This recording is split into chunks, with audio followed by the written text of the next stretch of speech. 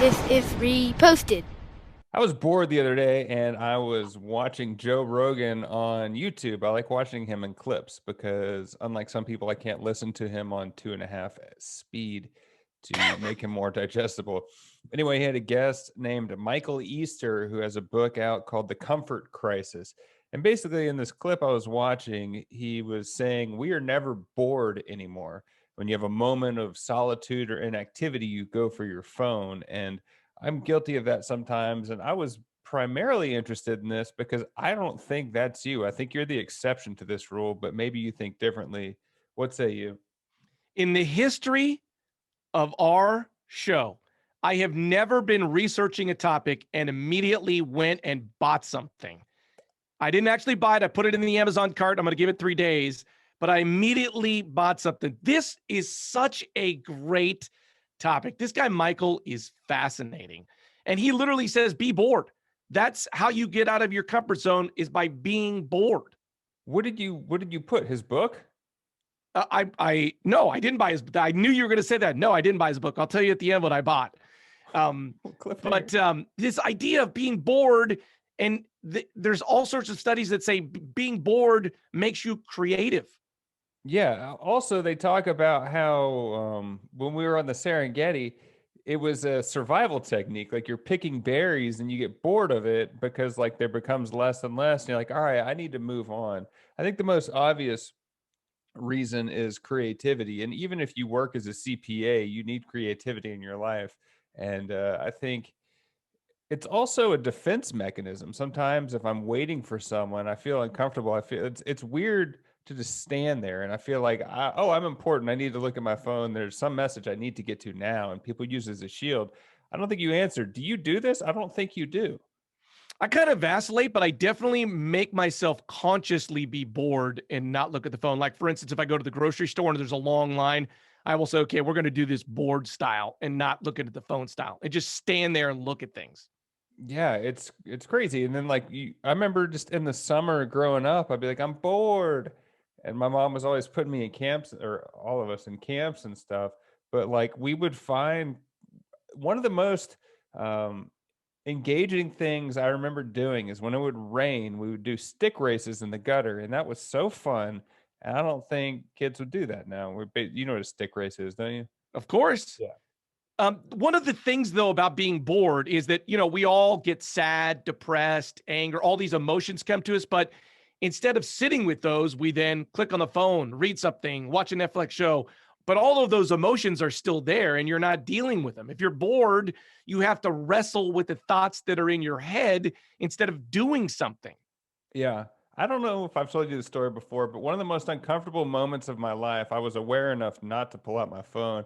I was in a club with Nicole for a work event, and she had rented out a private section for 30 people, and we had to get there first, and she had to go downstairs and wait for people. The club was completely packed except our section. We had a bouncer, and I was sitting in this corner couch, and everyone's looking at me like, who is this guy? I was like, I'm never going to be in this situation again. I need to just embrace how awkward it is. And I appreciated that, but it's really hard to do.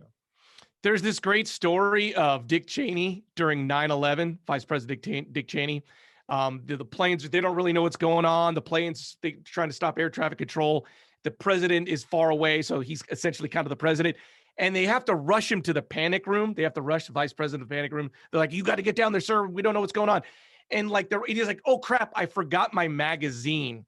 He didn't want to be bored in the breakout room. So he's like, he had to bring his reading material to not be bored. And that's me. Like, I try to bring some reading material wherever I go. We had to wait for my daughter's COVID test the other day. It was like 20 minutes. And I brought my Vanity Fair. Like, I am extremely, like, when I go on an airplane, I bring like 2 books, a magazine, and like 5 downloaded shows. I don't want to be bored. I want to be entertained.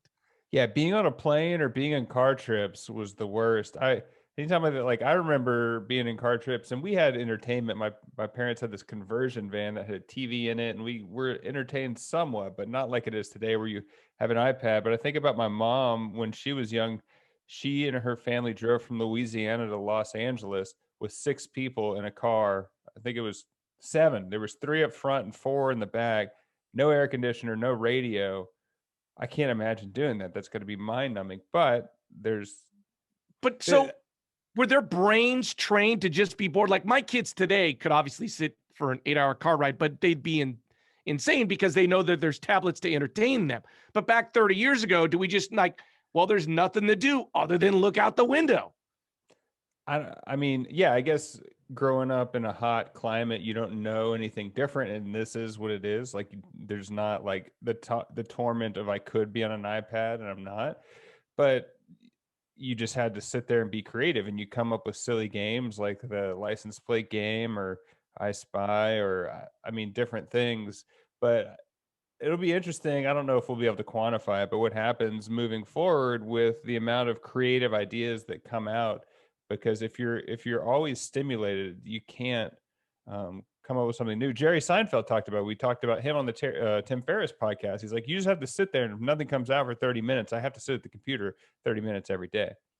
If you talk to like purist runners, they don't listen to anything when they run. Yeah, like my pure runners. Brother doesn't listen to music. Like, and that's like I feel like they're saying like there's some mental part as well as the physical part to running, mental in that you can't be entertained while you go through this long period of endurance. Yeah. And also it's important to know you can't really do a substitution either. You're like, I'm not going to be on my phone. You can't go watch TV, watch YouTube, I mean, sometimes I go on a walk, but I still listen to music or I listen to podcasts.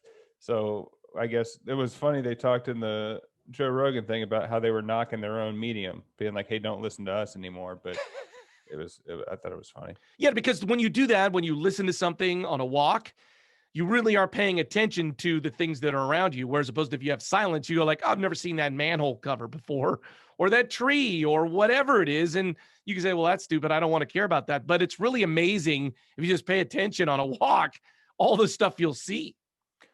Yeah. I mean, Nicole and I go on a lot of walks, and whether you know it in the moment, I think just the more aware you are, it's just more data points that you pick up. You're like, oh, I like that color, or that's dangerous. And it's just things that kind of just seep into your subconscious. And whether you're going to use it immediately or not, like noticing stuff is helpful. You know, we talk about this every once in a while. We'll have like a John Muir quote about when you go camping, like when you go into the mountains, you don't typically bring, podcasts or TVs or whatever. So you're just sit there looking at trees for like a few days. Yeah. And it's nice. I remember camping one time. We had no cell phone service, nothing. We were in Rocky Mountain National Park for, I think, 7 or 8 days.